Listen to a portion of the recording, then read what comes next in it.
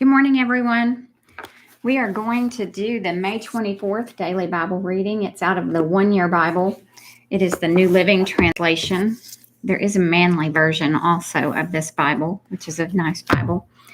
But of course, in our women's Bible study, we're using the pink one that has, the columns and the flowers, and it's real pretty and fun. This is our Bible study book this year. And so we have committed and we're going through it when we get together. We don't get together every week, but when we do get together, we study the days, in between the last time and we go through and we just answer questions with each other and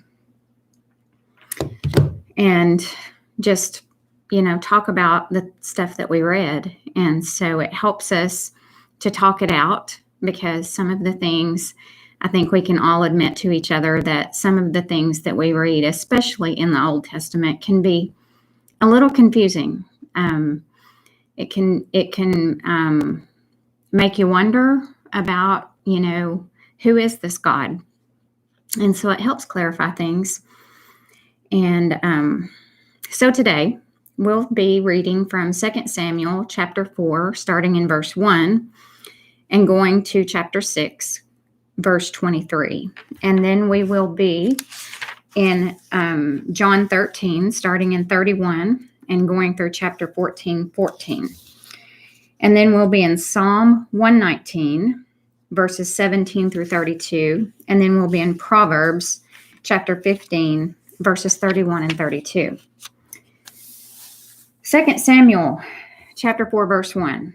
When Ishbosheth, Saul's son, heard about Abner's death at Hebron, he lost all courage, and all Israel became paralyzed with fear. Now there were two brothers, Baanah and Rechab, who were captains of Ishbosheth's raiding parties. They were sons of Rimmon, a member of the tribe of Benjamin, who lived in Beeroth.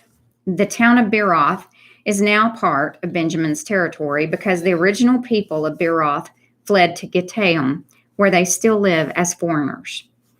Saul's son Jonathan had a son named Mephibosheth, who was crippled as a child. He was 5 years old when the report came from Jezreel that Saul and Jonathan had been killed in battle. When the child's nurse heard the news, she picked him up and fled. But as she hurried away, she dropped him and he became crippled.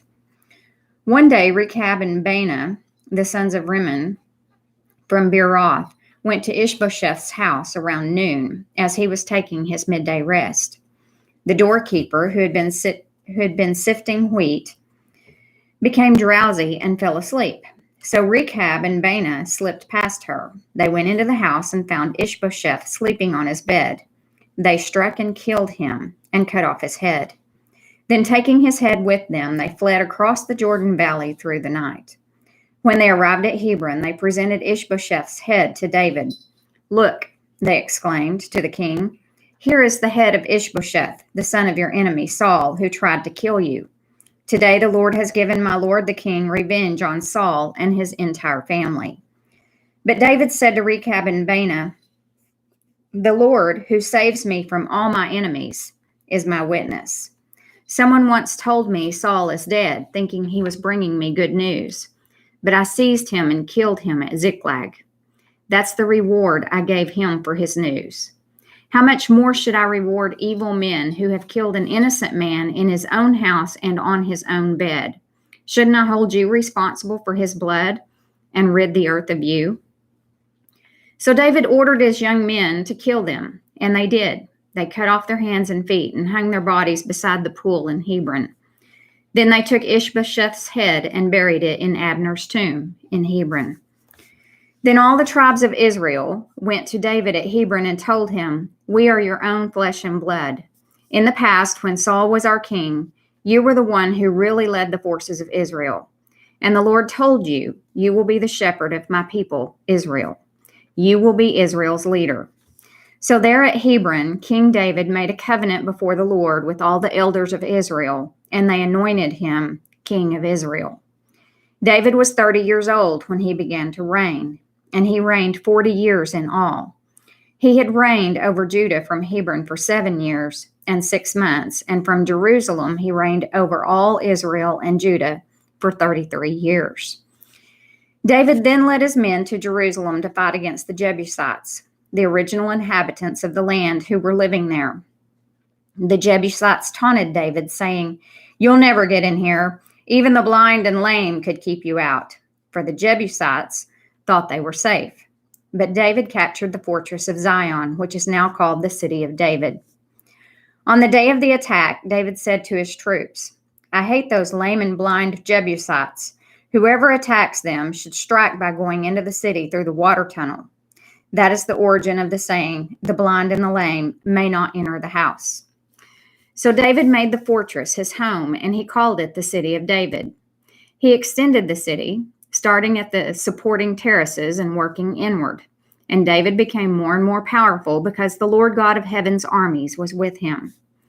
Then King Hiram of Tyre sent messengers to David along with cedar timber and carpenters and stonemasons, and they built David a palace. And David realized that the Lord had confirmed him as king over Israel and had blessed his kingdom for the sake of his people Israel. After moving from Hebron to Jerusalem, David married more concubines and wives, and they had more sons and daughters. These are the names of David's sons who were born in Jerusalem: Shemua, Shobab, Nathan, Solomon, Ibhar, Elishua, Nepheg, Japhia, Elishama, Eliada, and Eliphelet. When the Philistines heard that David had been anointed king of Israel, they mobilized all their forces to capture him. But David was told they were coming, so he went into the stronghold. The Philistines arrived and spread out across the valley of Rephaim. So David asked the Lord, "Should I go out to fight the Philistines? Will you hand them over to me?" The Lord replied to David, "Yes, go ahead. I will certainly hand them over to you." So David went to Baal Perazim and defeated the Philistines there. "The Lord did it," David exclaimed. "He burst through my enemies like a raging flood." So he named that place Baal Perazim, which means the Lord who burst through. The Philistines had abandoned their idols there, so David and his men confiscated them. But after a while, the Philistines returned and again spread out across the valley of Rephaim. And again, David asked the Lord what to do. "Do not attack them straight on," the Lord replied. "Instead, circle around behind and attack them near the poplar trees. When you hear a sound like marching feet in the tops of the poplar trees, be on the alert. That will be the signal that the Lord is moving ahead of you to strike down the Philistine army." So David did what the Lord commanded, and he struck down the Philistines all the way from Gibeon to Gezer.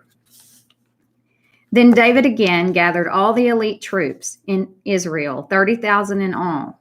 He led them to Bela of Judah to bring back the ark of God, which bears the name of the Lord of heaven's armies, who is enthroned between the cherubim. They placed the ark of God on a new cart and brought it from Abinadab's house, which was on a hill. Uzzah and Ahio, Abinadab's sons, were guiding the cart that carried the ark of God. Ahio walked in front of the ark.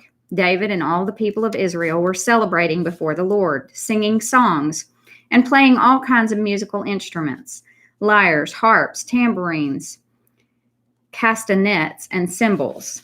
But when they arrived at the threshing floor of Nacon, the oxen stumbled, and Uzzah reached out his hand and steadied the ark of God. Then the Lord's anger was aroused against Uzzah, and God struck him dead because of this. So Uzzah died right there beside the ark of God. David was angry because the Lord's anger had burst out against Uzzah. He named that place Perez Uzzah, which means to burst out against Uzzah, as it is still called today. David was now afraid of the Lord, and he asked, "How can I ever bring the ark of the Lord back into my care?" So David decided not to move the ark of the Lord into the city of David. Instead, he took it to the house of Obed-Edom of Gath. The ark of the Lord remained there in Obed-Edom's house for 3 months, and the Lord blessed Obed-Edom and his entire household.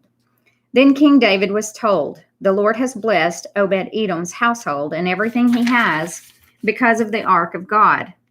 So David went there and brought the ark of God from the house of Obed-Edom to the city of David with a great celebration. After the men who were carrying the ark of the Lord had gone 6 steps, David sacrificed a bull and a fattened calf. And David danced before the Lord with all his might, wearing a priestly garment.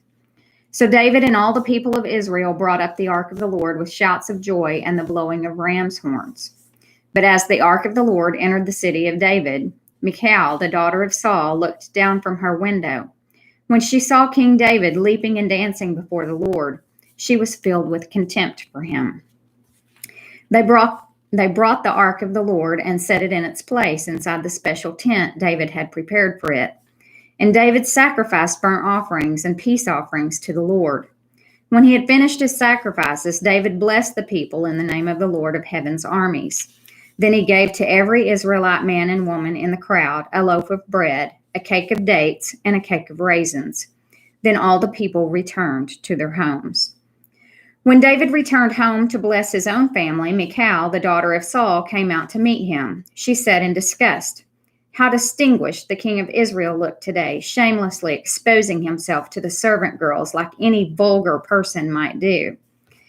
David retorted to Michal, "I was dancing before the Lord, who chose me above your father and all his family. He appointed me as the leader of Israel, the people of the Lord. So I celebrate before the Lord.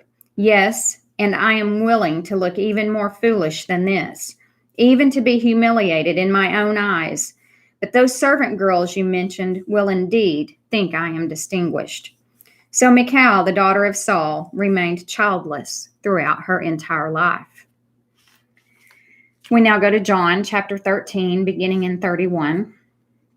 As soon as Judas left the room, Jesus said, "The time has come for the Son of Man to enter into his glory, and God will be glorified because of him. And since God receives glory because of the Son, he will give his own glory to the Son, and he will do so at once. Dear children, I will be with you only a little longer. And as I told the Jewish leaders, you will search for me, but you can't come where I am going. So now I am giving you a new commandment. Love each other. Just as I have loved you, you should love each other. Your love for one another will prove to the world that you are my disciples." Simon Peter asked, "Lord, where are you going?" And Jesus replied, "You can't go with me now, but you will follow me later." "But why can't I come now, Lord? I'm ready to die for you." Jesus answered, "Die for me? I tell you the truth, Peter. Before the rooster crows tomorrow morning, you will deny me 3 times. Don't let your hearts be troubled. Trust in God, and trust also in me. There is more than enough room in my Father's home. If this were not so, would I have told you that I am going to prepare a place for you? When everything is ready, I will come and get you, so that you will always be with me where I am, and you know the way to where I am going." "No, we don't know, Lord," Thomas said. "We have no idea where you are going. So how can we know the way?" Jesus told him, "I am the way, the truth, and the life. No one can come to the Father except through me. If you had really known me, you would know who my Father is. From now on, you do know him and have seen him." Philip said, "Lord, show us the Father, and we will be satisfied." Jesus replied, "Have I been with you all this time, Philip, and yet you still don't know who I am? Anyone who has seen me has seen the Father. So why are you asking me to show him to you? Don't you believe that I am in the Father and the Father is in me? The words I speak are not my own, but my Father who lives in me does his work through me. Just believe that I am in the Father and the Father is in me, or at least believe because of the work you have seen me do. I tell you the truth, anyone who believes in me will do the same works I have done, and even greater works, because I am going to be with the Father. You can ask for anything in my name, and I will do it, so that the Son can bring glory to the Father. Yes, ask me for anything in my name, and I will do it." Psalm 119, starting in verse 17. It says Gimel at the top. Be good to your servant, that I may live and obey your word. Open my eyes to see the wonderful truths in your instructions. I am only a foreigner in the land. Don't hide your commands from me. I am always overwhelmed with a desire for your regulations. You rebuke the arrogant. Those who wander from your commands are cursed. Don't let them scorn and insult me, for I have obeyed your laws. Even princes sit and speak against me, but I will meditate on your decrees. Your laws please me. They give me wise advice. Daleth. I lie in the dust. Revive me by your word. I told you my plans, and you answered. Now teach me your decrees. Help me understand the meaning of your commandments, and I will meditate on your wonderful deeds. I weep with sorrow. Encourage me by your word. Keep me from lying to myself. Give me the privilege of knowing your instructions. I have chosen to be faithful. I have determined to live by your regulations. I cling to your laws. Lord, don't let me be put to shame. I will pursue your commands, for you expand my understanding. We now go to Proverbs chapter 15, verse 31 and 32. If you listen to constructive criticism, you will be at home among the wise. If you reject discipline, you only harm yourself. But if you listen to correction, you grow in understanding. That concludes the May 24th Daily Bible Reading. Thanks for joining in, and I will see you again tomorrow.